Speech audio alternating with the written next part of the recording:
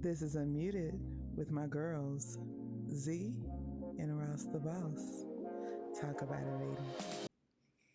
Hello, hello, hello, family members, and friends. It is your friendly neighborhood podcaster, Ross the Boss, here with my girl, Z. Ow. Welcome to Unmuted with Z and Ross the Boss. I am so excited, and y'all hear this every week, right? So every week we talk about how excited we are, and I would tell you that was an understatement, but then I would be lying, friends. But anytime that we get to bring in a special guest, honey, we are over the moon. For those of you all who got to listen in to the conversation with Nestor as our first guest, the guest that we have today is something for the people. And by the end of the podcast, honey, you will know why it made sense to have him on. So we want to kick it off, first of all, by saying Happy Pride Month. So let's give a big whoop. Happy Pride Month to the Alphabet Mafia family, 100%. I see y'all. Love y'all, mean it from the bottom of our heart. This is our time, but understand that just because it is the month, honey, we live 365 days out of the year. So while recognition is given this month, recognition is given every day. Mm-hmm. So as long as we are here living and thriving, 100% we exist. So definitely want to recognize that. So as we shoot this episode for Pride Month, I am so excited about the conversation that we're about to have today. But y'all know how we started off. We got to do our check-ins, right? And then we'll get to introduce it.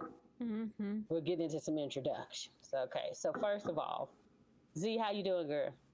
I'm doing great. I mean, I have to. It's Pride Month. And so you just gotta bring it. So you told me to bring it, friend. I'm bringing it. I'm kidding. She did not tell me. I was bringing this energy already. No, I'm feeling great. I'm feeling super excited. If you're following us on social media, you know we're gonna have a 4-part series, as my friend mentioned. Doesn't mean that that's it. No, it's just that we specifically wanted to recognize, celebrate, and let our Alphabet Mafia, as my friend says it, live proudly, unapologetically, and unmuted. So we're very excited. We hope that all of you are as excited as we are, because I'm feeling great. Everything that went on a few days before is in the back mirror for me. I'm excited. I'm ready to hear from our special guests. And but friend, you know, I talked a lot already, like I always do. How are you feeling, my friend? Listen, I'm super excited. It don't matter what has happened this week. It does not matter what happened last month, for the most part, outside of the graduates. Still want to shout y'all out. Big up to the graduates for 2026. Extremely proud of you still, 100%. So definitely want to give that recognition. But I am super excited today and have been looking forward to today because I have not only a good friend, but a community advocate and just a downright good-ass human being who we have as a guest today, Father Gigi Expression, also known as Garland Gravely, also known as the father of Fashionista Roanoke, who is going to be here as our guest today. So, Garland, how are you doing today, friend? You know what? I am doing great, and I am so proud of you ladies for having this podcast. I mean, God bless y'all for this, and you know, this is part of community and bringing people in and educating people and making people aware of what's going on. I think God bless y'all for this amazing podcast, and I'm honored to be a guest today. Thank you, and we're gonna have some fun. Oh. 100%. Come on, ain't we? We gonna carry. we go kiki and carry on Cut up. today. Mm-hmm. Happy Pride. 100%. On today, honey, on today, on today. Yes, ma'am. So if y'all can see the energy, 100%, you already see what kind of episode it's going to be today. So I already knew it. So I'm so excited And thank you Yes. so much, Garland, for joining us today. You're So I know welcome. that I gave a very brief intro to my friend Garland here, but let me get into the resume a little bit. Okay, let's get into A why it little was important for just a little song, a little nip of just a little bit of all the things that Garland does. Garland. Just a twinge. Garland is also a Roanoke, Virginia native. Hello, what up, Roanoke? Two up, two down. Mhm. 540 in the building. Um, and Garland wears all the hats. One of the things I'm gonna tell you, if you ever come to Roanoke, you gonna see Garland somewhere. He is always moving, honey. He got a book in his hand, he got his bag on his shoulder, and he is pumping to something Mhm. or somewhere. Mhm. You will Oh yeah. see him all over the city at all of the things. Garland, um, outside of being a fashion icon, has helped a lot of people in the city to see themselves. And I'm one of those people, right? So as I was trying to figure myself out, when it comes to the aesthetics of what felt comfortable to me and like how I got to show up in community, Garland was instrumental in that. At that point, he was working at Macy's, and I remember I would go in and I would feel so uncomfortable about like what I would put on my body or whatever. And all of a sudden, I would just see him, peek his head around the corner. He would give me a thumbs up, like, "That's it. That's the one. Put that on. Purchase her." Mhm. And I owe Garland a lot for being able to help me see myself and be comfortable in the skin that I'm in. And that is a testament to who he is, because it was not just me that he helped to see that. So whether it was women, whether it was people of color, whether it's members of the LGBT community, he has been instrumental not only in our city, but throughout the state of helping people to be able to see themselves and live as their authentic self. So that's a testament of the man that he is, the Thank you. person that he is. And one of the big things, because he's never going to sit down, honey. I told you that you'll see him pumping all over the city, because Mhm. Fashionista Roanoke was just not enough. Because then he said, "What? I know all about history and Black culture and ballroom culture." This thing said, "Wait a minute, there is no ballroom representation here in Southwest Virginia."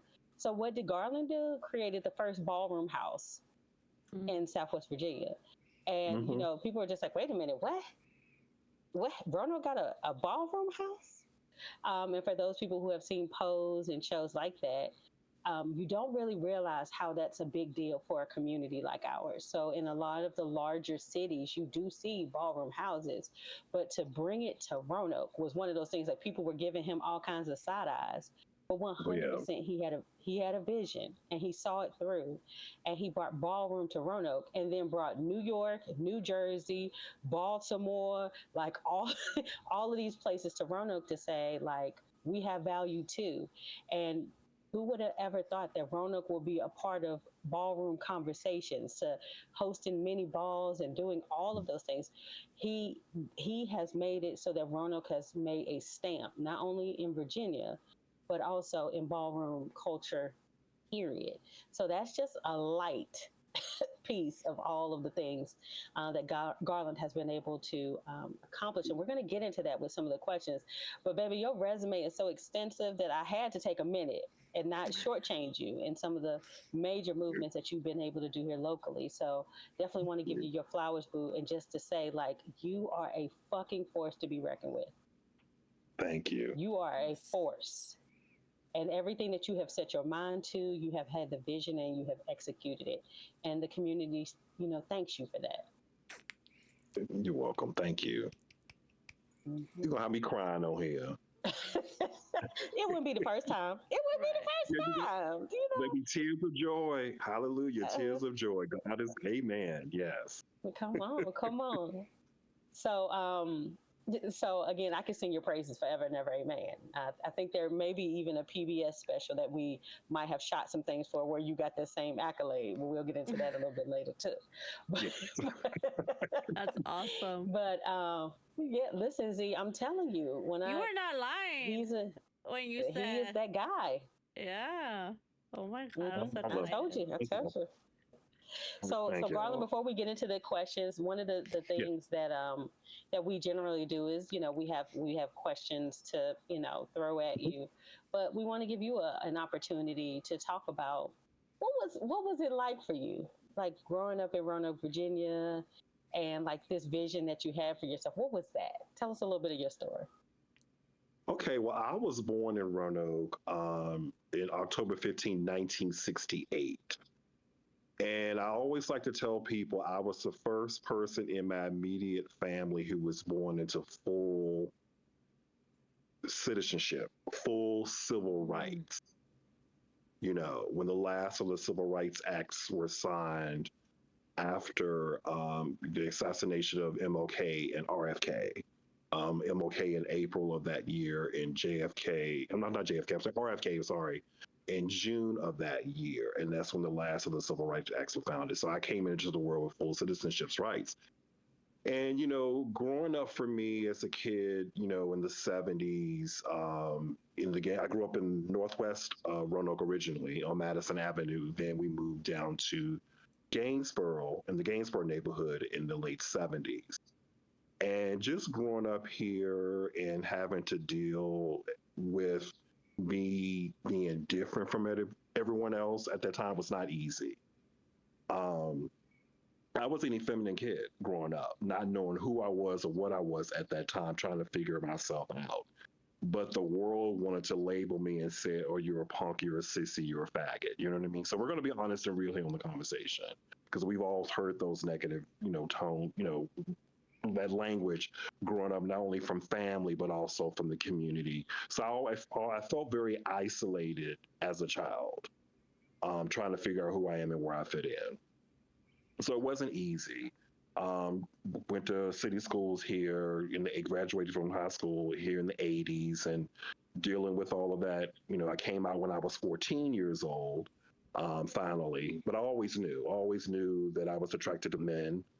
I knew I was different, but I had no one at that time. There were no role models for me at that time. So it wasn't easy. And then too, not only your LGBT identity, but also growing up, Black and Roanoke is a little different. We're a railroad city. Mm-hmm. Those railroad tracks, separate communities, right? Yes. Northwest, the railroad tracks, like you said, separated the Black community from the white community. And you could feel that, you know, energy, when you stepped in. Because I went to like Crystal Spring and James Madison. So I went to predominantly, white schools at the time. So coming from Northwest into, say, South Roanoke was a totally different world and environment. And dealing with so much vitriol, being Black, the stereotypes you would hear, and the N word all the time, it just was not easy. But I survived. You know what I mean? Mm-hmm. I survived. Yeah. So as you were, and definitely, I don't want to dominate the question, Z. So definitely, No. jump in, friend. No, you're fine. As you I see. feel, I feel like you did when you were like, Lester, I'm lost in your story. I feel the same way with Garland right now. I'm just like lost in the story, but I will jump in. I will jump in. Absolutely. So Garland, having, you and I have very similar backgrounds because again, grew up in Northwest Roanoke also, because that was our side of town, right? And while things have evolved a lot, since that time, we're still a railroad town, and that those railroad tracks, even though a lot of them are unused now, they still separate the city a lot, even whether it's your Black identity or whether it's your LGBT identity, because again, for the gays, we still have like our side of town, right? So those railroad tracks, that they still exist for us, even though they're not used as much anymore. Mm-hmm. Oh, I did want to add one other thing too. I was raised by my mother and my grandmother, and I was raised in the Black church. Church every Sunday, Sunday school, children's choir, junior choir, adult choir. You know what I mean? All of the vacation Bible school, we did all of that, prayer meeting, all of that growing up. So being raised by two African American women, and my father was never really around. So I didn't really have like, and I have two older brothers and three sisters, and one stepbrother and one stepsister. My father was a Rolling Stone. So, but yeah, so just been growing up in a religious household, raised by my mother and grandmother. That I learned a lot from them growing up at the time, just dealing with the homophobia and things of that nature. But as you get older, and I just want to say this really quickly, you realize some things, and you kind of see things from their point of view as well too. But yes, I just wanted to add that part too as well. Yeah. Yeah. So, like, as you were, because listen, when you added that whole element of church in there, we definitely know uh, Mm-hmm. that Mm-hmm. adds a whole different extra sauce, on the sandwich, Yes, honey. yes, it Because does. navigating that Yes, can it does. definitely be difficult. Because the one thing Mhm. here locally, there is at least two churches on every street, right? So Mm. Yeah. that is a definitely a thing.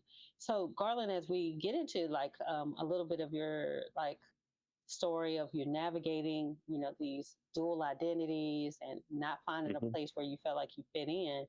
Like what, like again, we talked about your resume, but like what was outside of you recognizing like, hey, I'm a little different than everyone else that I'm around.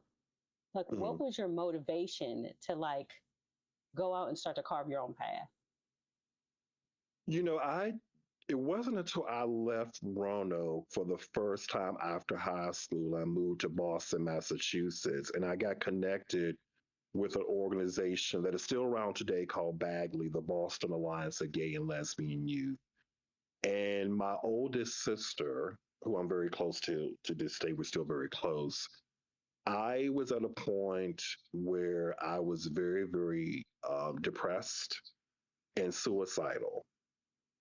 And I was wrapping up, finishing up high school, and I called her one day in tears, saying, "I just don't think I can make it through." You know what I mean?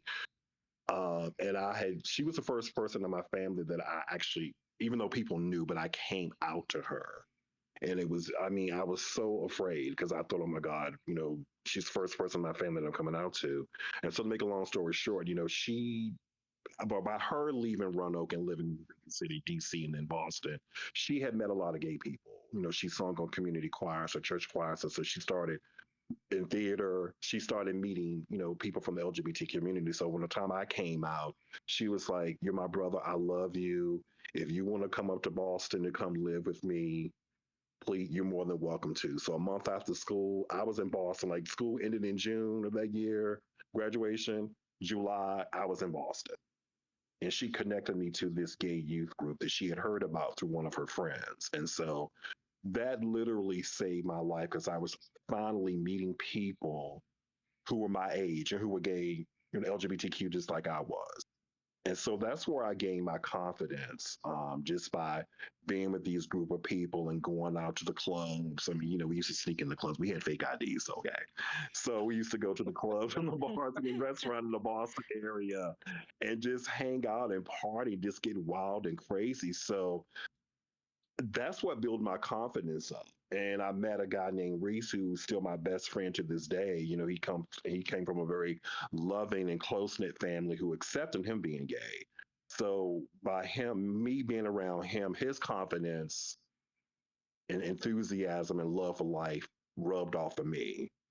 And so that's what, because I was like I said, I was a very shy kid growing up, very much an introvert. But he kind of brought me out and he saw something in me and said, "I see something in you. You have a gift in you." And we became really best friends. We became best, and we're still best friends, like I said, to this day. And so that's when I started to get the confidence of saying, I am somebody. And I started to find that love for myself because before that, I didn't love myself. I love that. And that's the power of these organizations, right? And I think it doesn't get talked about enough. And luckily for you, you had your sister that kind of had a Mm-hmm. insight into that and was able to guide you. But again, there's a lot of people out there that have no idea about this. So can you just talk a little bit about that? Did you research into an organization, or was it recommended, or in your opinion, for all of our family and friends and our listeners out there, what would you say if you've never been a part of an organization or a group that could potentially save your life or at least help you to not feel alone?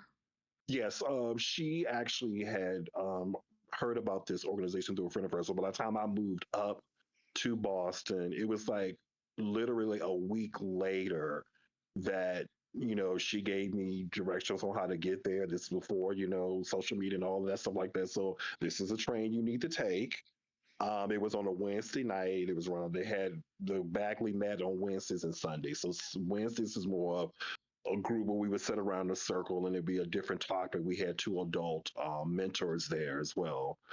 And so I couldn't wait to get there. And that's when I met all these people. I was nervous about walking into the room.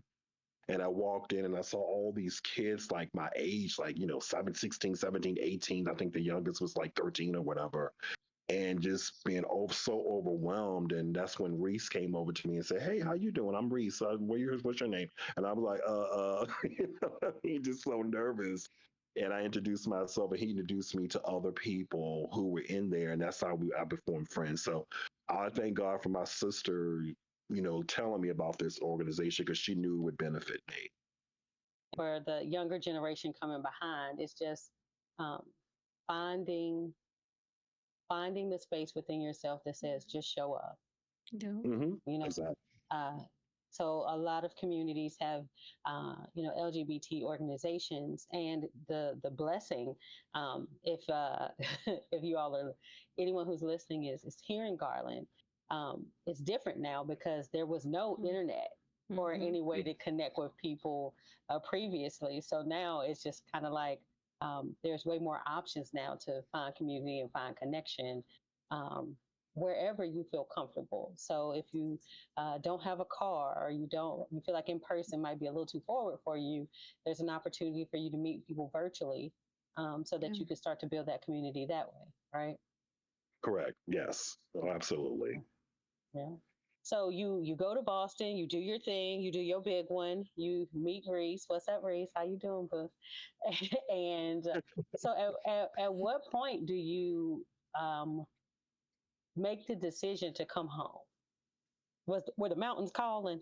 The mountains were calling. Well, I spent 4 years in Boston, and also I spent a lot of time in New York City as well. Once I had a taste of New York City, it was like, I'm, this is it, right? Right. And so Mhm. when I left Boston, I lived in Miami. I went to Miami, Florida, because another friend of mine, Jose, from Puerto Rico, he had moved to Miami uh, during the last year I was living. So I was in Boston from 1987 to 1991. And so by the end of 1991, he had moved up to I'm sorry, Miami in the fall of 1990. So I followed him a year later and lived on South Beach for those 2 years. Nice. So I came back in 93. The first time I came back to Toronto was in 93.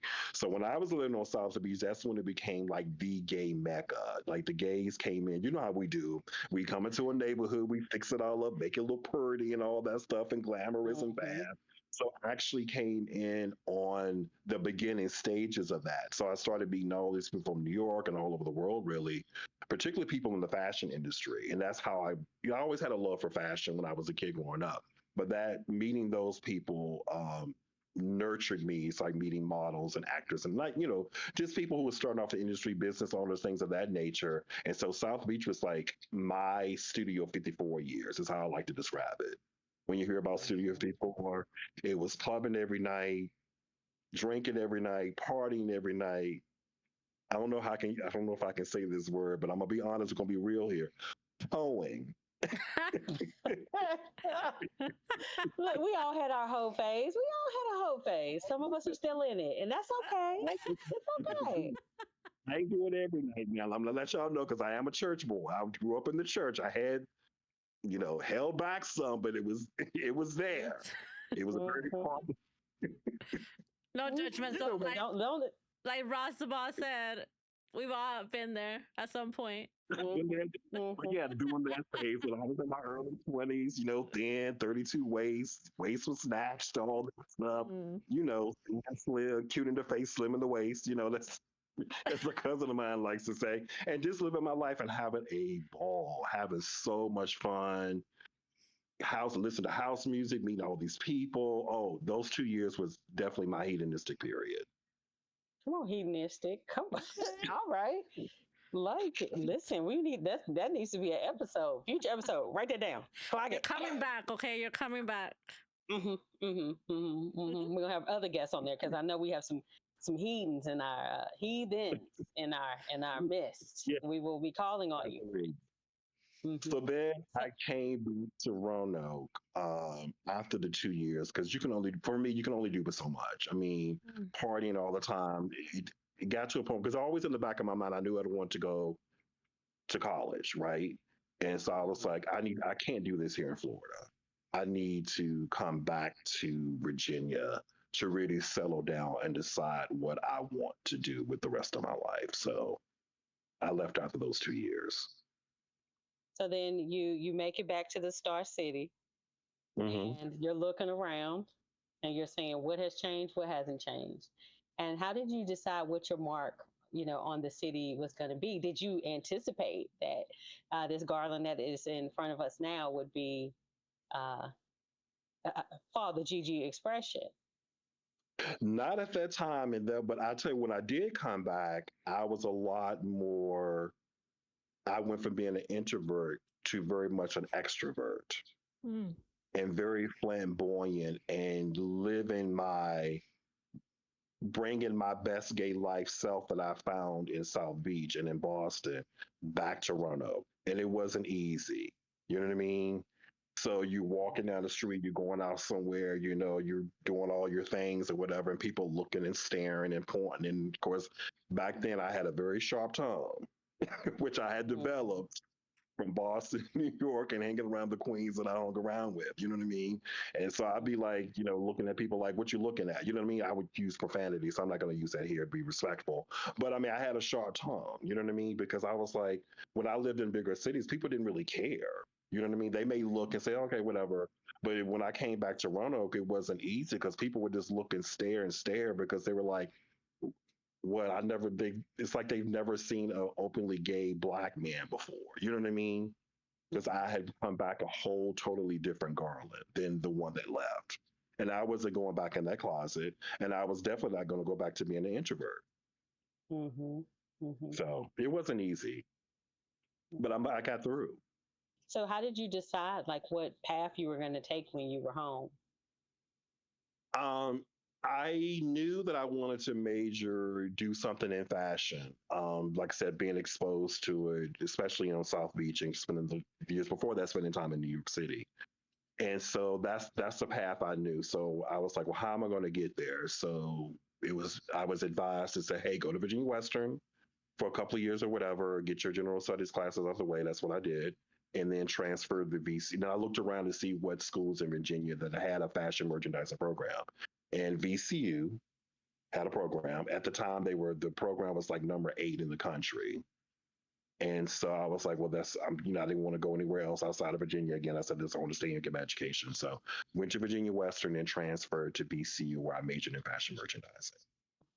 And then you came home and decided Right. to put that to work. So what did you do? What did you do, friend? Well, after I left Richmond, then I went up to DC because the goal was I had a good friend of mine, my friend Eric, who, God rest his soul, passed away a couple of years ago. I moved to DC with him for about a year because the goal was I'm going to go to DC, spend a year up there, get myself together, and then go straight back up to New York. That was the plan. But I think when I look back on it now, God had other plans, and so I wound up coming back here, moving back in with my mother and grandmother, and I thank God that I did that because the hurt and the pain and I left Roanoke originally on bad terms, and so coming back home in 2004 was an opportunity to make amends and to build bridges and to I was in therapy for a couple of years as well too, and then letting go of that hurt and pain. So I developed a different type of relationship with my family, particularly my mother and grandmother. for several years before, my grandmother passed away in 2025. My mother left and lived on her own, and I got my own place. But so I was back, we're living with him from 2004 all the way up until about 2017. And so I was able to build a stronger and better relationship with them.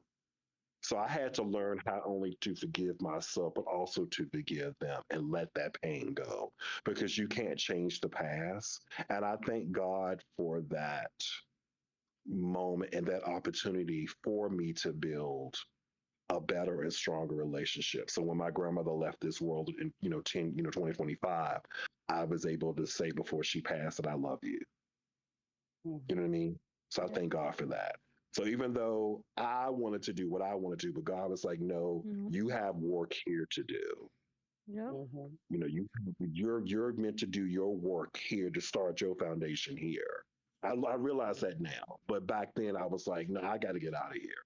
But I really, looking back on it now, I realize that God placed me back here because the work needed to be done here. Amen. So, yes. And so in 2008, I started with my friend Claudia DeFranco, who's an artist, a local artist here. We started Fashionista Roanoke because I was like, I got to do something in my major and what my passion is. And so I got together with her. We started Fashionista Roanoke, did our first fashion show in June of 2009. And then we took off from there. Absolutely. And one of the things I'll say, Z, that that I want you to know about Garland is he is very intentional. Um, so when you think about models, we know what models look like. When we see, the cover girls and all those things. One of the things that Garland was able to do when you went to any of his shows or any of the publications that you would see where Fashionista Roanoke was featured was that there were models from all different backgrounds, all different shapes, sizes, representation was there. And you know that had to be intentional too, because you also would see people that people normally maybe wouldn't have seen themselves in a fashion industry, right? So when you would see a show, you would just be like, oh, okay, I see you, sis, or, I see you, bro.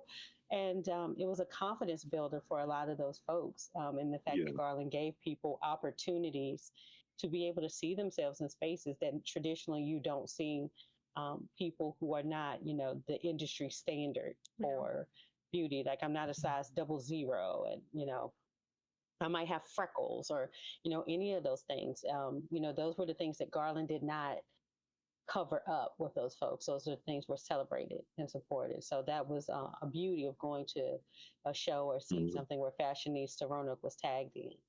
I love that because now you start seeing a little bit. I still think we have a long way to go because the majority of the models are a size 0 or a size 2, and you look at them and you're like, dang. Yeah, there's no way I'm gonna get there. But that is very beautiful that you started that really early on and being that intentional, because it does matter. Like sometimes you can go to a fashion show and just feel like defeated because you're not a size 0, or you can go to a fashion show and be like, oh yeah, I saw somebody that looked like me up there and I can do it too. Exactly. That was what I wanted people to see themselves on that runway, to say, I can wear this, I can wear that. I can be this, I can be that. So thank you for that. No, thank you both for that. Absolutely. So, and then like we called out earlier, because Garland ain't gonna just do one thing, right? So Fashionista Roanoke was up and thriving and a little bit of everywhere.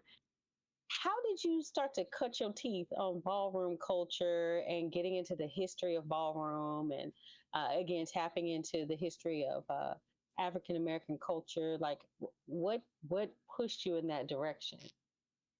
Well, okay, so let me go all the way back again. Going back in time. Picture it. Sis. Boston, Massachusetts, 1987. I'm there. Picture there, Boston, Massachusetts, 1987. I met a guy by the name of Robert. His nickname was Miss Country. and Robert was a voguer. And so the first time I ever went to a club in Boston after I met Jose, we went to this club called the Haymarket, which is back then they used to have a lot of clubs had what they call Black Night, where the Black LGBTQ people would go. So the Haymarket, it was primarily on a Saturday night, and then Sundays they would do tea dances. So the first time I went there, I was like, these kids were dancing and they were doing this thing called, and I didn't know what it was. I was like, I looked at Jose and I said, "What are they doing?" He said, "Child, that's Vogue." And I said, "What?" So Robert was one of the top best voguers in Boston at the time. And so we were all cutting up in the club, carrying on. So after the club closed, Jose had introduced me to Robert, Miss Country, and said, this is my friend, Garland, this is Miss Country, blah, blah, blah. And we were talking. So it was Miss Country who educated me on ballroom culture because I had never heard of it at all. So this is after we had met and we all three of us got together at dinner or lunch or whatever. And he was explaining to me all about ballroom culture and about the houses. And that's how I knew about the House of LaBeija, Ebony, and all the, prominent houses that that's still around today. And so I was just so fascinated to go, oh my God, like, and it was like Black and brown LGBTQ people who started this, particularly Black and brown trans women. And so the first time I went to New York City was in July of 1988. I met Robert like in the summer of 87 when I met him in Boston. So Reese and I actually Reese took me to New York for the first time in July of 1988. And the first place I wanted to hang out with, once we went to the hotel, we stayed in some hotel in Times Square. We hopped on that train. He said, "Where you want to go?" I said, "We going to the Piers." Now the Piers was at the end of Christmas Street in the West Village. That's where all the ballroom kids is pretty much where the Black and brown LGBTQIA plus community hung out. This is during the summertime, so late evenings they were out there voguing and carrying on, and I was just so mesmerized, like. I can't believe this. Like seeing all these beautiful Black and brown people just having fun and seeing the trans men and women and just everybody just carrying on and cutting up. At the time, we had boom boxes. So you hear this fabulous house music coming out, and the people be catching the beat. Whether you vote or not, you just out there dancing and partying to the wee hours of the morning, or you stay there for a few hours and then go. If it's on a Friday, Saturday night, we hit a club in New York. You know what I'm saying? Tunnels, tracks, whatever. And so I just fell in love with the culture and I was like, oh my God. But at that time, I couldn't see myself in it, even though I knew people who were in it. And at the time, Boston didn't have a ballroom community like they do now. And so a lot of the kids, like Miss Robert, Miss Warren, trying to think of, I feel like I'm missing some names. These were the well-known voguers in Boston. They would always go down to New York and walk the balls or just go to the clubs and kiki and carry on and vogue down. And so I started hanging out with them, hanging out with them, not only clubs in Boston, but going out to New York with them and stuff like that, and watch them compete or just going to the clubs and having a good time or whatever. So I just fell in love with the culture because this was a culture just like it was about family, the community, and just keep in a space where Black and brown people were saying to themselves and to each other, I am somebody. The outside world may tell me that I am nobody, I can't do this, I can't do that. But if given the opportunity, I could be that. And that's for any of us, you know, if given the opportunity, because my color of my skin or my sexual orientation does not determine whether or not I can be an astronaut. All right. Yeah. You know what I mean? Say it again. That has nothing to do with it. Louder for the people in the back. Say it one more time, baby. The color of my skin and my sexual orientation has nothing to do whether or not if I could become an astronaut. Now I have to be good in math and science. I'm not good in math and science, so it's not gonna happen. But my skin color. That makes two of us. I'm not math is not my forte. You know what? My name is not Katherine Johnson from Hidden Figures. Come on. That one was amazing. That's what I'm saying. So that's what ballroom gave people to say, the outside world tells me because I'm trans, I can't be this. The outside world tells me because I'm an openly gay, flamboyant man or masculine presenting woman, I can't be a stockbroker on Absolutely. Wall Street. But if given the Mhm. opportunity, they could be. Yeah. You know what I Facts. mean? So that's what I loved about it. I just loved the freedom, the sense of community, the sense of freedom that people had just in that space. And once they left that space, you had to deal with so much because we were dealing with a lot during that time with the AIDS crisis, the Mhm. homophobia, the transphobia. When you hear stories about, you could be as flamboyant as you wanted to on the train and in the space or in the club or whatever. But once you got on that train to go home, and this was like in Boston, you had to butch up, Mm. riding these trains or walking these streets at night. Yeah. You know what I'm saying? Because that's how it was just to survive. You were a You target know what I at mean? that point. Yeah, you were all target. I mean, no matter where you went, I mean, the homophobia and the transphobia was real back then. And like I said, this was at the height of the AIDS crisis and all the vitriol you would get because people would assume that if you were just a gay man, period, you must be HIV positive. You know what I mean? And so we had to deal with a lot of people making fun of us, throwing bricks, rocks, sticks, and stones, whatever. Boys driving by in cars, calling the F word, the P word. I mean, we heard all that stuff, getting into fights and arguing and stuff like that. It was a lot. But in that space, whether it was in the ballroom floor or whether it was up in the club, because I'm going to tell y'all, the nightclub for us was like going to church. The DJ was the pastor, and we were on the dance floor, listen to house music. House music, true, one of the things that really saved my life. Listen to house music, that uplifting spiritual music, because that was our church. We had people saying, I had friends of mine who would say, "What you doing, Chop? What you doing tonight?" "I'm going to church to praise the. We're going to church." We call going to a club on a Sunday night going to church to praise the dance floor. Mm, I like that. Yeah. A friend of mine used to always say, he said, "Child, I'm going to church tonight to praise the dance floor," and we knew Yeah. what that meant. There you Yeah. go. I love that. Well, I love dancing, so you got me there. So, I do have a question though. Sure. I've watched a lot of Dancing with the Stars, and of course, I do my own little salsa, bachata, all the dances that I can figure Yes, out. baby. But Yes, when baby. when you talk about vulgar, what can you explain to us that don't really know and want to know, but don't want to go Google right now? What is exactly that vulgar dancing? Well, it started off with, imitating how models pose in front of the camera and how they walk on the runway. That's how it started. So Oh, that's what old way is, like doing poses. Working the face, hands yeah. twirling, telling your story. Back then the kids could vogue down. Like I'm old school. Like I'm old way vogue because that was the first time that was the original form of vogue, and then new way came out, and now you have vogue femme and dramatics and all this stuff. Which personally for me, I don't get because I love the old way when people used to go on the floor and just give you like boom, boom, Yeah. ba ga ga ga ga, and just battle each other on the floor, not in a bar, but just battle each other all night long, and it was just be mesmerized. So that's what it is, if that makes any sense. So it's like Yes. copying and imitating the poses of models on the runway or models in the fashion magazine when they pose, when they take pictures. Oh, that makes perfect sense. Okay, that's awesome. Mhm. Thank you. Thank you And for you clarifying.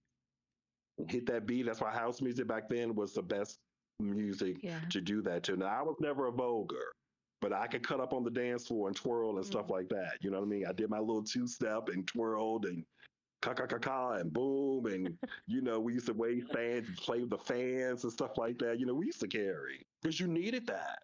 It's Yeah. like I said before, all the craziness you had to deal with from the outside world at work, through your family, your friends, just trying to get from one point A to point B, and somebody may have called you the F word as soon as you step off the train or got off the bus or you walking the street. And once you got into that space, whew, dancing all night long, 5, 6, 7 o'clock in the morning, and ready to do again the next night. Period. Hmm. So Garland, I know that you were sharing, Hmm. old way. For Hmm. those who don't know the difference between old way and then new way, could you give a little bit of nuance there? Like old way would be, like I said, with the imitating and copying or come with the poses of models, and then pop, dip, and spin.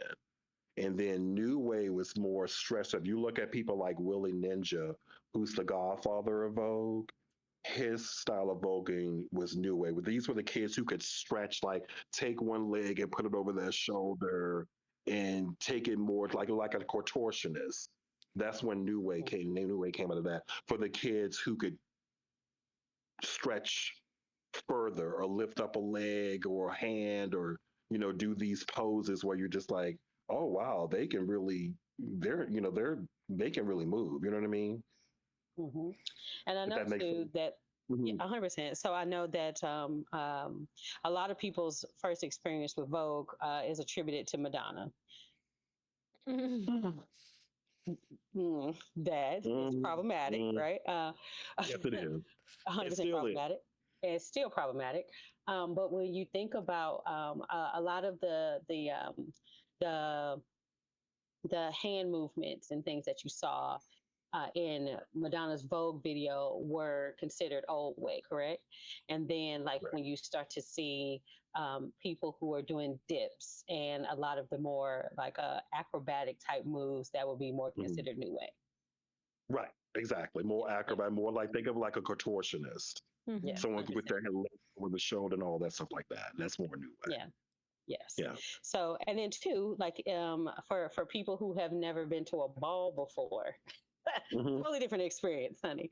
Um, can you talk a little bit about like how ballroom houses got their name? So, Well, we were talking about originally, the House of LaBeija, the House of yeah. Ebony, those folks. I know now we have the Balenciagas, who again shout out to the House of Balenciaga, the House of Ninja, and a lot of those very prominent houses. But can you give a little bit of historical context on how ballroom houses have gotten their names, or old school way of getting their names, and then some of the newer ballroom houses? Well, originally the ballroom houses, so we're looking at late 60s, early 70s, like to your point, the House of LaBeija was the first ballroom house. They were named after famous people or well known people in the community, like the House of Corey. The House of LaBeija was named after Crystal LaBeija. And so the names originally came from a well-known person known in the community. That's where the name. So then you took the last name of the person. It wasn't until the 80s came around, when late 70s, 80s, when the houses started naming them after fashion designers, like the House of Saint Laurent or the House of, Dior or Chanel. They started naming themselves after the fashion houses, but previously they were named after like Paris Dupree, who actually is credited for one who created voguing. Rumor has it that Paris was in a club in the late 70s and she had a Vogue magazine in her hand, and they were all, people get on the floor, you want to compete, Kiki, and all that stuff. And then she was flipping through a Vogue magazine and she started imitating the poses in the magazine, and that's where voguing came from. So she had her own house, the House of Dupree, and then Duchess Lawang had the House of Lawang, Mm-hmm. named after her. And then it became fashion is named after famous fashion designers afterward. And so when we're talking about like people who were prominent in community for those first ballroom houses, when you think about mothers and fathers of houses, Mm-hmm. and how community was built, can you get into a little bit about the history of community and why those people were so detrimental or needed um, at the early phases of like ballroom houses being created? The initial purpose was at that time, a lot of Black and Brown kids were kicked out of their homes for being LGBTQIA. We're talking kids who are like 12, 13, 14, probably even younger than that, who were kicked out of their homes.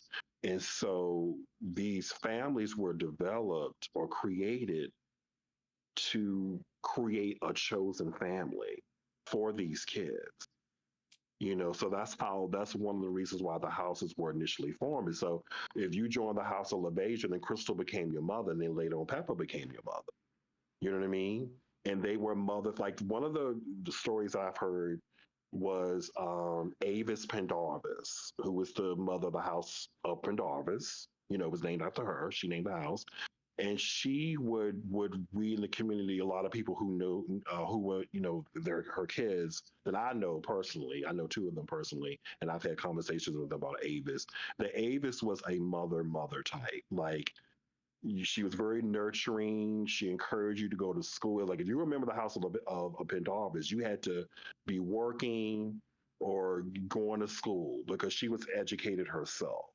And she became like a mother figure to a lot of people, whether you were in her house or not. And a lot of the pioneering mothers were like that, whether you were in their house or not. They were like mother figures to a lot of these kids. Because a lot of these kids, like I said, you've been thrown out of the house, you don't have nowhere to go. You hear stories of people sleeping out on the streets, going into sex work, different things of that nature. It was one of her daughters told her story recently where she hid. Her father kicked her out because she was trans, and she had a friend of hers that she stayed with him for a couple of months, and she was sleeping in his closet. And his mother had no idea for a while that someone else was in the house. You know what I mean? So you found shelter where you came. A lot of these house mothers, what the kids came to live with them, and they became parental figures. Absolutely, absolutely. Mm-hmm. So, so I know we cut a little bit in on you stepping in to be the father of the House of Expression. Can you tell a little bit of the story of, hey, this is something that I want to do? It's a major responsibility. Mm-hmm. Again, for people who are, already partially raised, honey. Mm-hmm. So to Yeah. decide, I want to be a father to somebody who has parents and has been raised already. For a lot of us who were members of the house, like how did you decide? Like, hey, this is important to me. To step into this responsibility of being a father in my community to LGBT folks. Well, I want to, when I look back on it now, and, I always had somewhat of a nurturing side of me, and this is way before I got involved in ballroom, like even in my Boston days, especially with the younger members of Bagley, I sort of took to them and they took to me. So I was more of like, kind of like a nurturing type of person anyway, because I was raised by my mother and grandmother. So I had that side of me in me.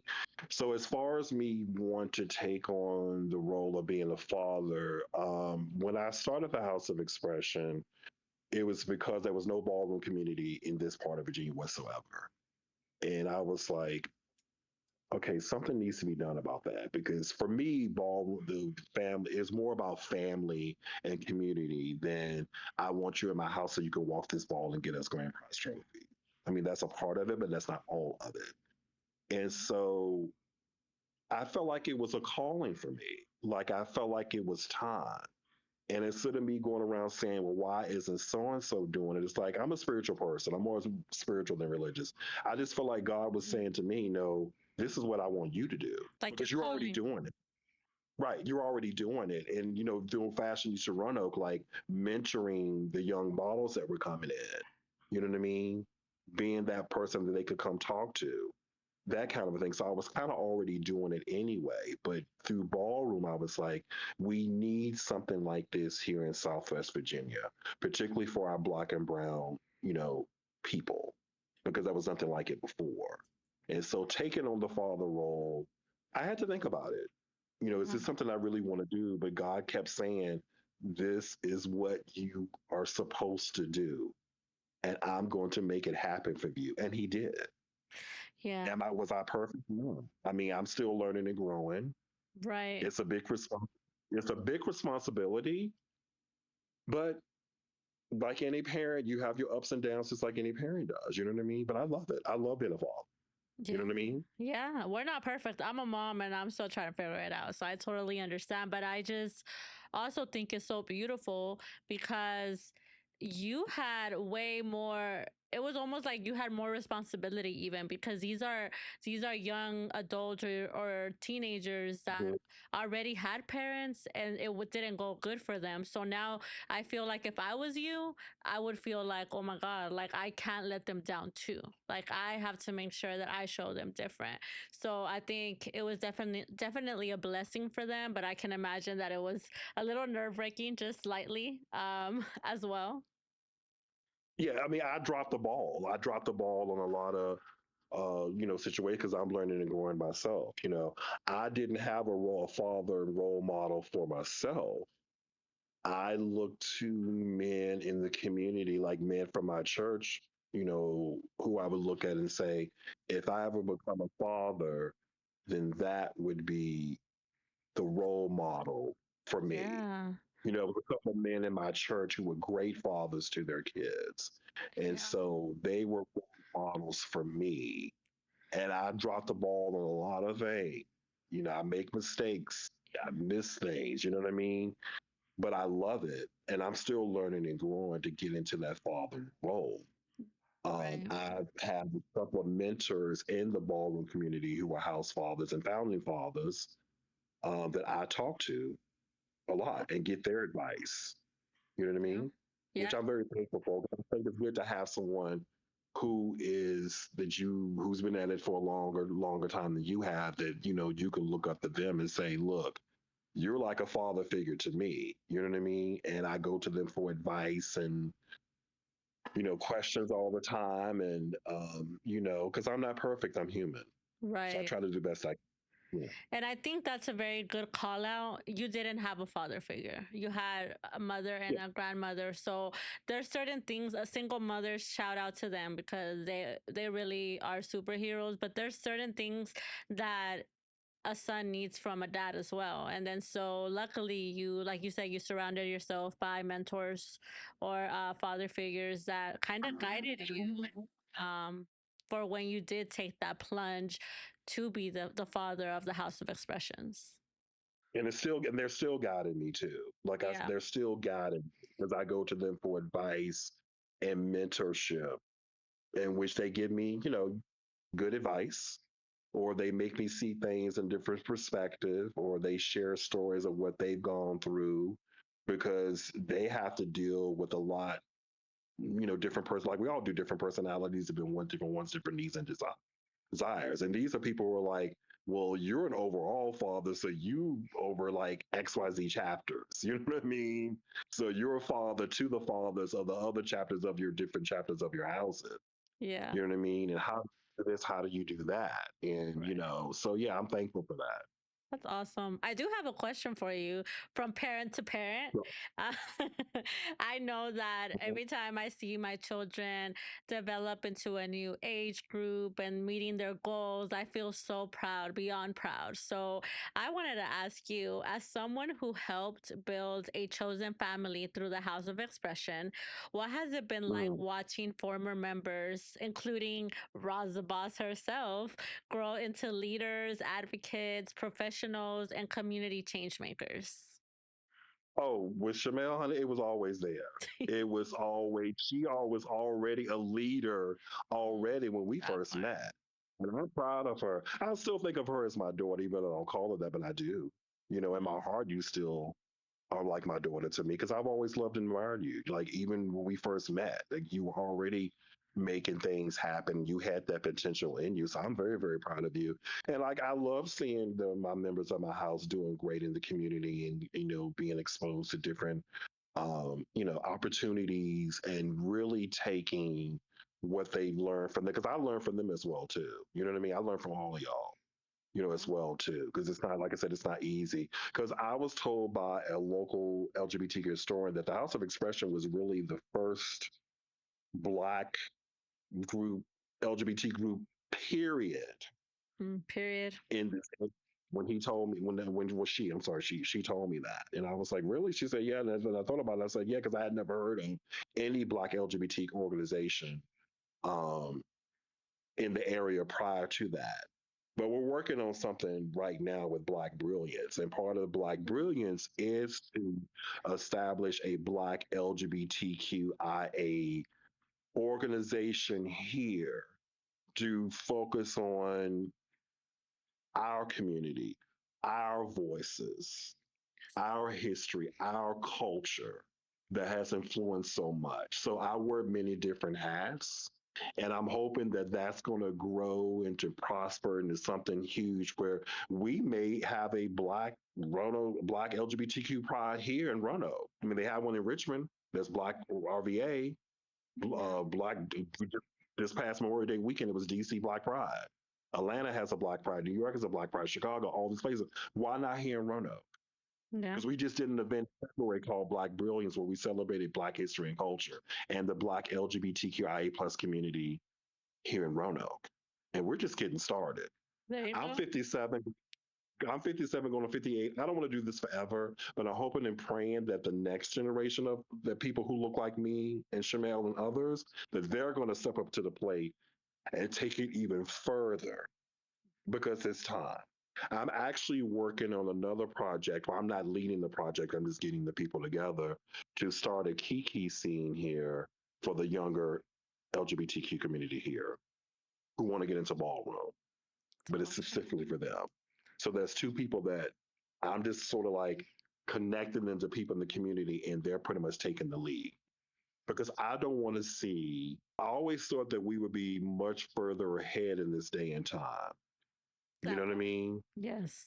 And when I'm talking to young kids and they're telling me some of the things they're still going through, I'm thinking, I went through that when I was 12, 13, 14 years old, even before I came out. I came out when I was, like I said, when I was 14, that they're still going through that. Because I just on the impression that, oh, this generation, they're living their best life. They can be who they want to be. They can wear makeup to school and skirt.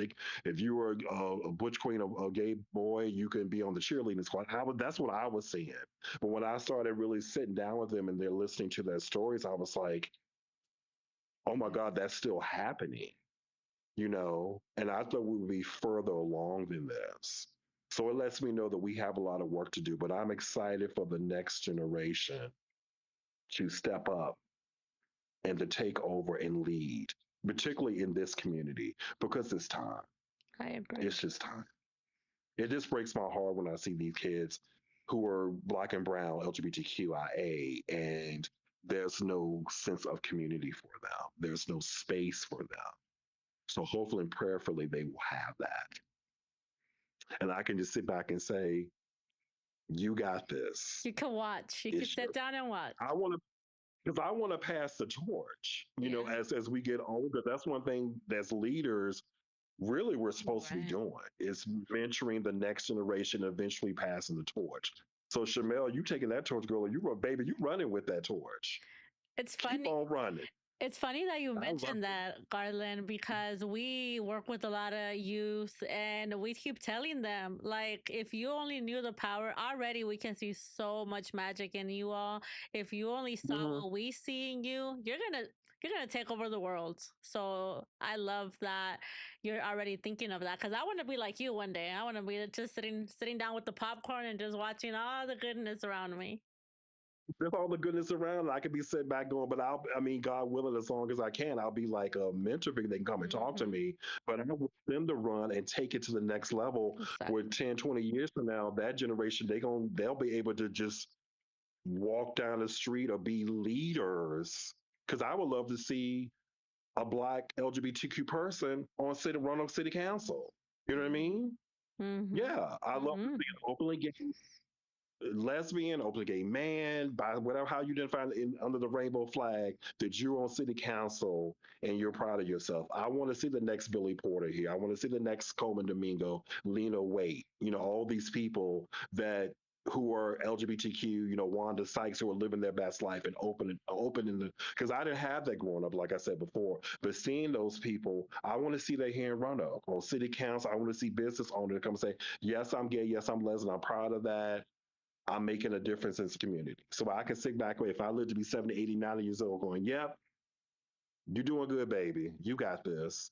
But Shamel, baby, you carrying that torch. Girl.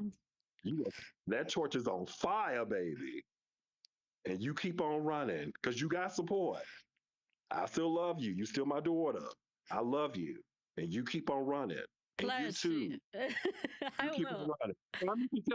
I meant to say too, just for a little bit, getting back into one of the other ballroom, I got to give a shout out to the House of Extravaganza. They were the first Latin-based house.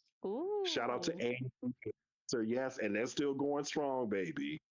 Bariqua, how you say Bariqua Power? Oh Yes, yeah. baby. Yeah, yeah, yeah. Boricua power.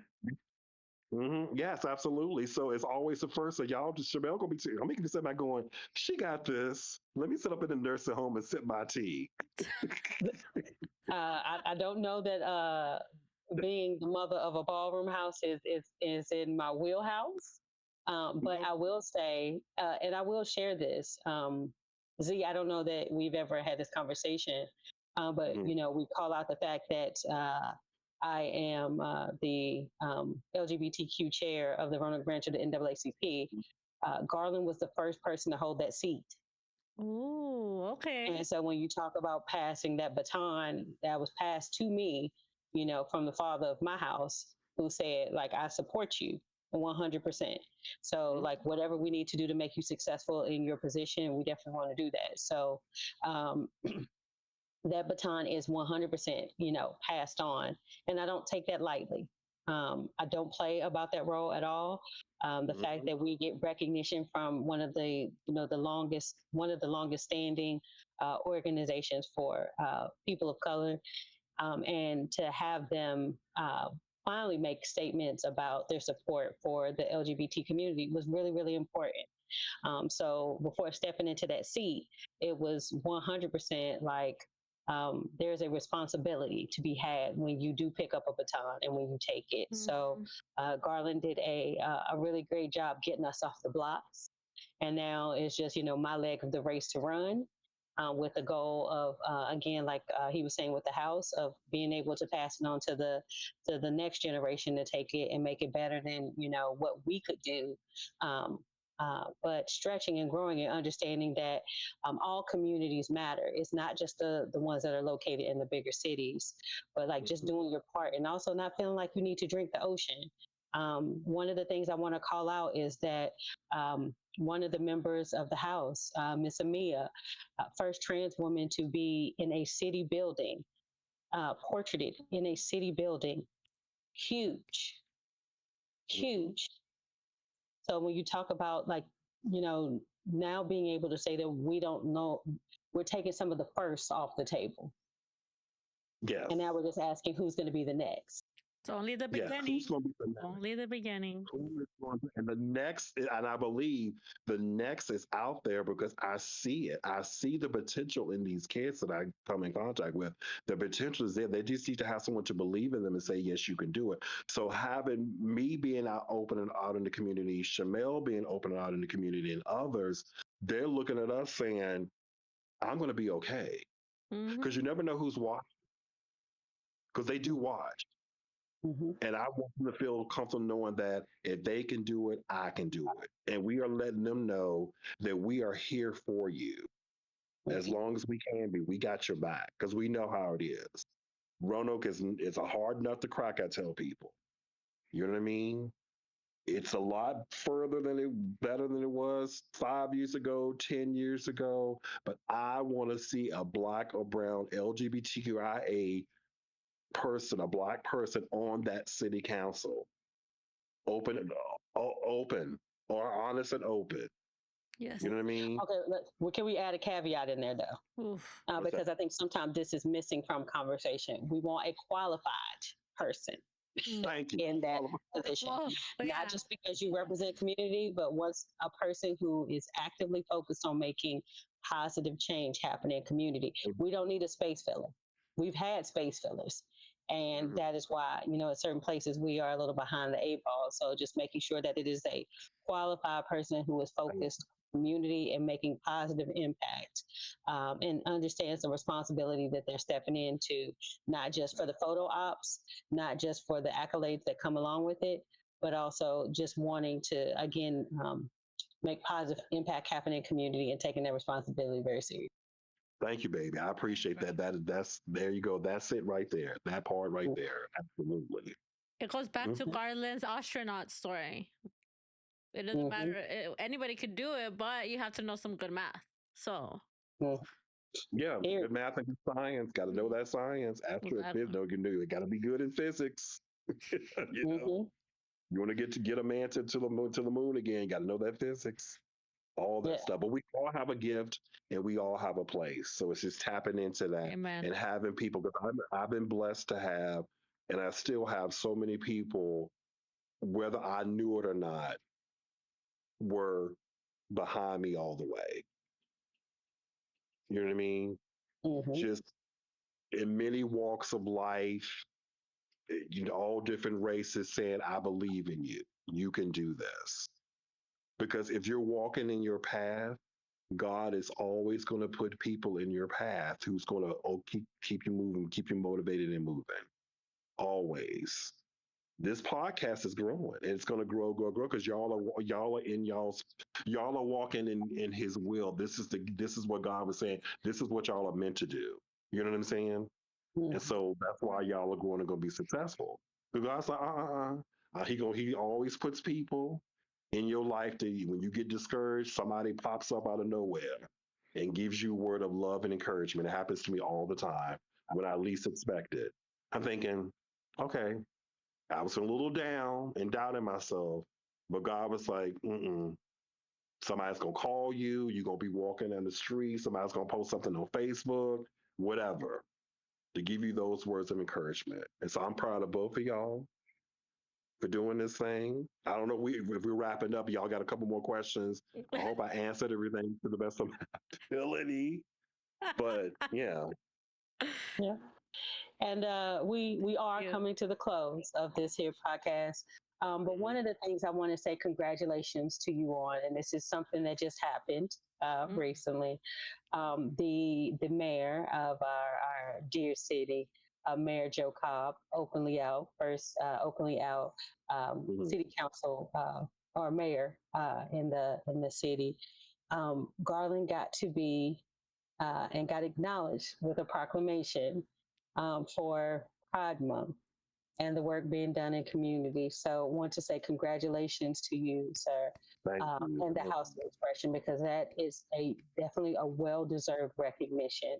Um, because you have done so many great things. We could go a whole nother hour because there are so many other things that we have not touched. We could go a whole nother hour, but definitely want to make sure that you get your flowers while you are here to receive them. That your contributions to community have been even in the silent moments where people didn't see what you were doing. Mhm. You did it without the recognition, without the pats on the back. You just knew it was the right thing to do.